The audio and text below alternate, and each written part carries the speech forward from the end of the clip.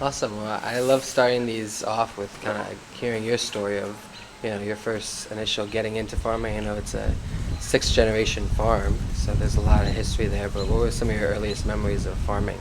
Yeah, so I grew up right here. You can't see it, but right on the other side of the camera, there's the house I grew up in. I always knew I wanted to be a farmer. I, when I grew up the farm, we grew strawberries, blueberries, and Christmas trees. Before I was born, it had been a dairy farm for probably over 100 years. But my grandfather just really loved the Christmas trees, so that's where he focused it. It was my dad, mom, Terry and Jean Jones that pivoted to the strawberry and blueberries. In the mid 1980s, with suburbia encroaching us, the farm across the way went on the market, and my parents kind of rolled the dice, bought a 100-acre farm, knew they had to increase their production of agricultural products. That's where they added pumpkins and basically that autumn business. So today we're still, growing 25, 30 acres of pumpkins. Thousands of people visit us every fall. I went off as a plant science major at Cornell University. You know, again, was able to enhance my knowledge in growing of plants, but while out in the Finger Lakes area, I was exposed to the vineyard and winery industry. And after graduation, returning here and added a vineyard and winery to our operation to further diversify it. So right now, pretty much everything we're growing, we're direct marketing to guests who visit our farm. We probably have well over 100,000 guests, mostly families who come here for a farm experience. There's not a lot of agriculture left. I wish there was more in our part of the world, so we're kind of considers ourselves a little bit of an ambassador type farm, so people can come and see a genuine, authentic, real farm and have a real harvest experience and see the crops and how they're grown. So that's what we're kind of proud of that, and a lot of our farm has been permanently preserved, so we know not just for my generation, my children's generation, that it will forever remain in farmland in perpetuity. So that's a mission our family believes in and wants to see continue. What would you say over the six generations, specifically yours, has been a big core value for your success as a farm?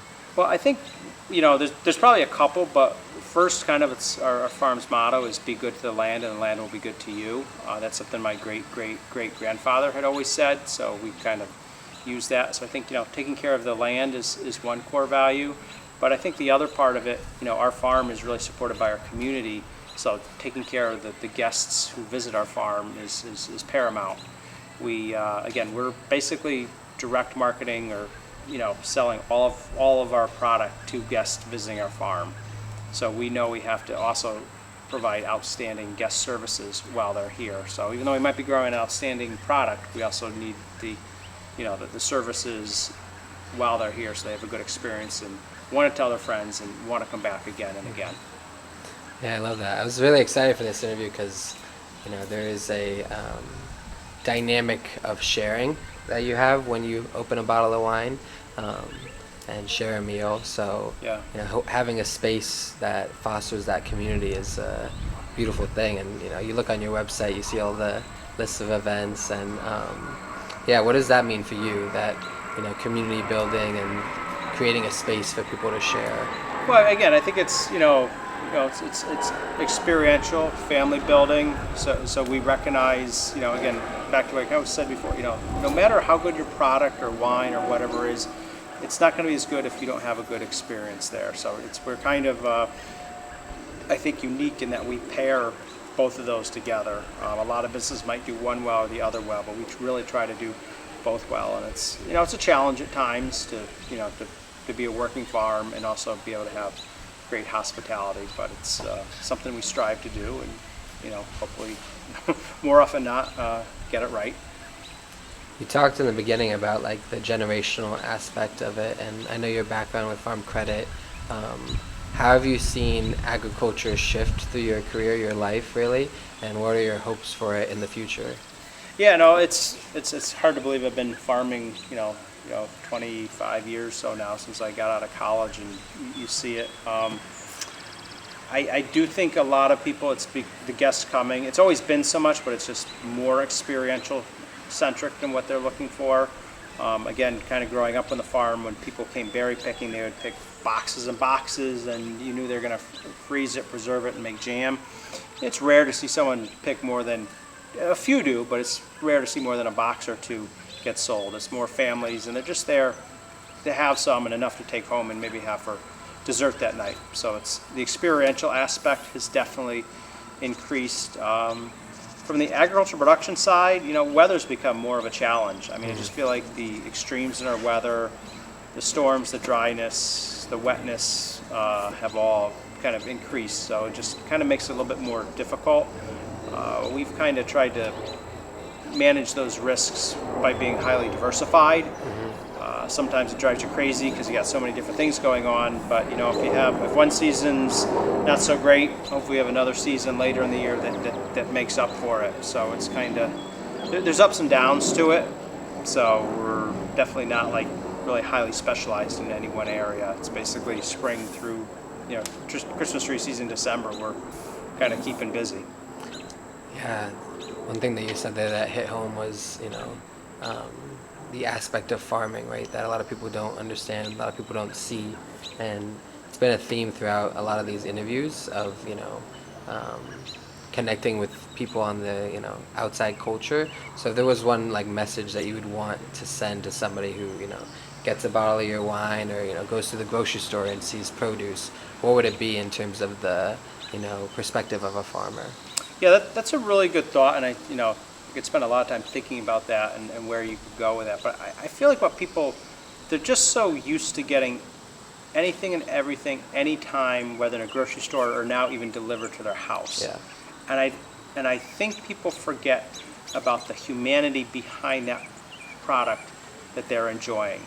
That someone, I would say blood, sweat, and tears at times went into it, and just because it becomes in a package ready or easily able to be consumed, that someone had to work very hard to maybe plant that seed or care for that animal, culture it while it grew, and then harvest it and take care of it. And a lot of these jobs are not done by robots. Yeah. Again, there's human hands involved in it, and a lot of them are invisible to the consumer right now. And I hope the consumer can wake up and just appreciate those people, like myself, the farmer, and not just me, but the 100 plus employees that I have working with me, for me, that are able to make that product or experience, happen. For sure, I think the human connection is a big one, and something that I feel passionate about with so many of these, smaller farms kind of losing that way, right? And big corporations, big farms kind of coming in and taking over. No, there is definitely in agriculture and really all business, that old saying, go big or go home. And, for better or worse, there are efficiencies in scale. I see that, I understand that. But unfortunately, that often crowds out the smaller producer. And I feel like we're not better off as a society with fewer farms out there. Without a doubt. And, a big value of ours has been doing solar in ways that strengthen family farms. And, we have farms of all different sizes, but that's been a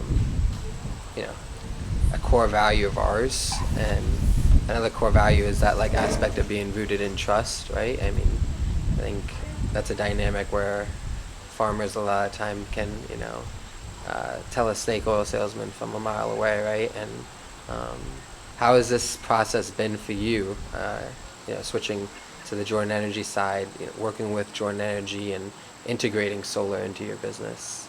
So there's two things I would say about and why I so much really appreciate Jordan Energy. Obviously, that's your area of expertise. I'm at my best when I'm taking care of my crops, growing my crops, and running that side of my business. All I can do is identify that energy costs are something, and it's an increasing expense. So for me to be able to find a provider like Jordan Energy, partner with them, take care of that side of it, basically do all the research, so I can just stay focused on what I do best. I mean, I could figure a lot of that out, but boy, that's going to pull me off in a lot of my time where I would otherwise be farming. So We've had one project very successful with you guys at Jordan, and look forward to another one coming about. And so far, I forget what's 4 or 5 years ago now that that first one went on. So far, everything has gone quite well. So that's why I have faith in repeating the process and doing it one more time. Yeah, you were talking about it in the facility, right? Can you talk about what it's actually powering, what you guys are using the solar for? Yeah, so the first project was for our winery production facility. That worked out really well, that we had an adjacent building with a relatively flat roof on it. So it sized about right for the size of the electrical use of the winery production facility, that we could put a solar array on top of that. And so it's really kind of balanced out very well. From what I've told, it's working at 100% of what its design capacity is. So yeah, no, it's been really good. So basically, I think it's been pretty much all paid for now. So basically, it continues to operate and cutting down on electrical bill to almost zero. So right now, that facility can operate, and I don't have to worry about a big electric bill. And it's really helpful because if I think about winery production, it's got to stay cool. So air conditioning is needed.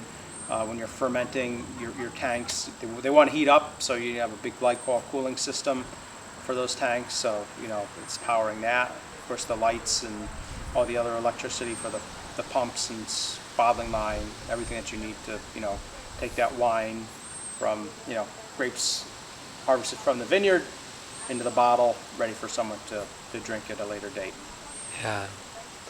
A great meeting I had this week was in relation to American Farmland Trust. Oh, good. And their mission statement of no farm, no food, right? And it's all about preserving farmland. Correct. And I know solar in some settings have a black eye for farmers seeing the lease rate they can get for a lot of their land that is able to produce food, and saying, oh, I can make more this than producing food. So another core value that we always talk about is like really wanting to preserve agriculture and farmland. So yeah, what's your pulse on this topic from other farmers in your circles? I know you're well connected in the farm credit Yeah, world. no, I certainly talked to a lot of farmers, mostly across the Northeast, and our belief in solar and is putting in rooftops, because land is so valuable here that I really couldn't afford to sacrifice any of my field. So I kind of cringe every time I see a big solar array grown on put on prime farmland, and I think people recognize that may not be the best spot for it. I mean, there's certainly land that maybe it's a former gravel pit, or maybe not all land is made equal. Maybe that wasn't such a hillside that wasn't prime for production. Certainly makes sense to put it there, but I think really rooftop is the best spot for us. And the farmers that I can really think of that have used it are pretty happy with it. So I do think there's a lot of opportunity out there to continue. Electric costs are not going to go down. And I know electricity demand is going up. I mean, these data centers that kept being built everywhere, really pretty energy users. So there's going to increase demand, and when you have higher demand, usually the price follows that. So I think managing your energy expenses is going to be increasingly important for whether you're a farm business or any business or a homeowner to keep an eye on. For sure. Yeah, we're going to a conference this upcoming week in Chicago, the Solar Farm Summit, and a big topic in the solar industry right now when it comes to farming is agrivoltaics, and it's on the cutting edge, right, of being able to grow produce underneath solar panels, and we've seen success in it, and we have a big project coming up in Colorado where we're doing it 15 feet above the ground on a peach orchard. So it's going to protect the peaches from frost, and this is something where it gets to that point, right? I mean, we don't want to lose prime farmland. Right. So if it can, have production on both sides, that's key. I'll certainly be curious to see how that. I think there's advancements that I have seen some stuff about. I'm slightly questionable how you could farm around it, but if there's a will, there's a way. Yeah. This guy in Massachusetts, George Hunt, was talking about it, and he was thinking it as like, okay, if I can get 75% percent production out of my crop and 75% production out of the solar, that adds up to 150. And it's going to be something that's a work in progress, right? Right. But we have to innovate, and we can't let these data centers just pull all the power, especially from American farmland. Yeah. Now, Mary Beth was, talking to me on our way here and talking about the dynamic with you and this farm, and coming here during COVID, and just complimented you greatly on the way that you, not just work with us, but how she's seen you around the farm dynamic and the winery. So, I want to throw it over to Mary Beth if you have anything to ask.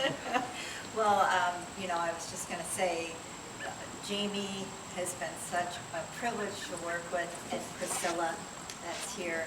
I think we worked well together. I admire, the hard work that you do, and putting, this beautiful farm, and being, you mentioned families being able to come and be here for the day, whether it's, picking pumpkins, picking out their Christmas tree, picking blueberries, flowers. I mean, it's just, as you look around, it's just such a beautiful, beautiful farm, and it's great to see the generations. Like as Stephen said, when we came in, we saw that sign, 6 generations of farming. And we're just so grateful that we've been able to work with you. It's been such a pleasure, and we're really looking forward to a second phase with you. So thank you very much. Yeah, no, thank you for your patience. We can't wait to get going. Like you say, I know you're just interviewing me, but I've got a whole team of people behind me. I'm sure like your company too. I mean, it just doesn't happen by itself. So without my parents, my wife, some wonderful farm managers, and then all the other employees that work with us, we're, like I say, it's a team effort to see this, and I can't be prouder of them and what we do, because it's not easy at times. I mean, I feel like weather's, I mentioned before, certainly a challenge, and the dynamics of any business had to go through, between COVID and then back out of COVID, and just the, how you find your way forward. It's like I say, it's a challenge, but we're fortunate you find partners like Jordan, to help solve one of many challenges, but a small need in, managing your electrical costs. One thing we've been talking about with my dad on the topic of solar, and this is a 6th generation farm, right? And for future generations, how does solar work with that, right? I mean, it's a 25-year warranty, right? Panels working per se, but the panels have gone much longer than that. For that concept of the next generation coming about for Jones Winery, what would you see?